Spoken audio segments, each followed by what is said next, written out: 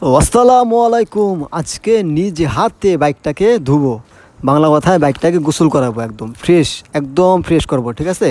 Wash করলে তো অনেক সময় ময়লা নিচ দিয়ে ইঞ্জিনের সাইড দিয়ে থাইকা যায়, কিন্তু একটা ল্যাকড়া দিয়ে যদি নিজের হাতে খোঁচা খোঁচা যদি পরিষ্কার করা যায় তাহলে জিনিসটা আরও পরিষ্কার হয়, ম্যানুয়ালি যেটা বলে। যাই হোক, আজকে আমি তাই করব। একদম মানে অনেক দিন ধরে ধোয়া হয় নাই তো, আর গ্রামের প্যাক কাদা রাস্তায় একদম বালি দেওয়া ভইরা ছিল একদম, ঠিক আছে।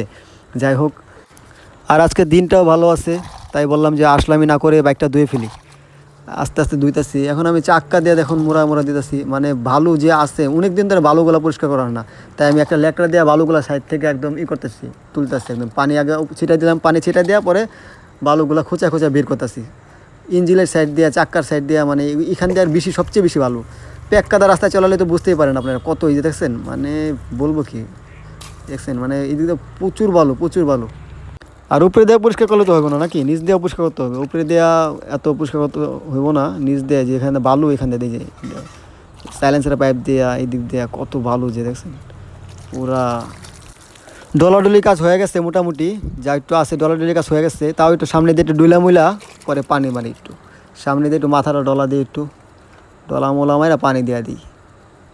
তো হ্যাঁ, নিজের হাতে বুঝো না, নিজের হাতে কখনো বাইক ওয়াশ করছিলা তোমরা তো বুঝো না, নিজের হাতে মানে মজাই আলাদা, নিজের হাতে একটা জিনিস করা মজাই আলাদা, ঠিক আছে।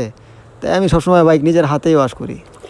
যাই হোক, অনেক কথা বললাম, বালতিটা সরায় এখন একটু পানি মারি, ডলাডলি কাজ শেষ করলাম, এখন একটু হালকা পাতলা পানি মাইরা বাদ দিয়া দিই। অনেক ফ্রেশ হয়েছে জায়গা, দেখো একদম চকচক করতেছে, চকচক চকচক করতেছে একদম, যতটা পারছি একদম, মানে ময়লা টেলার কিছু নাই। তোমরা যারা চ্যানেলটি সাবস্ক্রাইব করো না, একটি সাবস্ক্রাইব করে দিও। আর বাইক লাভাররা কমেন্ট করে বলো এটা কত কত সালের বাইক, ঠিক আছে, এটা কত পুরান বাইক, ঠিক আছে।